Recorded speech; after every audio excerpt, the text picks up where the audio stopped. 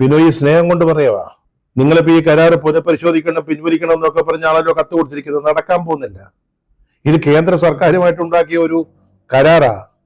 അതെങ്ങനെ നിങ്ങൾ CPI-ക്കാരെ പറയുന്നോണ്ടേ റദ്ദാക്കാനുള്ളതല്ല. അത് മാത്രമല്ല, കേന്ദ്ര സർക്കാരെ കിട്ടാനുള്ള കുടിശ്ശികയുടെ ഒരു പങ്കം കൊടുക്കും. ഇപ്പോഴും അത് വാങ്ങിക്കും. അത് വാങ്ങിച്ചിട്ട് ചെയ്യാൻ പല കാര്യങ്ങൾ ഉദ്ദേശിച്ച് വെച്ചിട്ടുണ്ട്. അതൊക്കെ ചെയ്യും.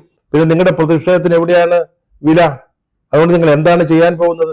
ബിനോയ്, എഴുത്തുകാരിയായ സാറാ ജോസഫ് ഇന്നലെ പറഞ്ഞൊരു വാചകം താങ്കൾ അറിഞ്ഞു കാണും, യാതൊരു സംശയവും വേണ്ട.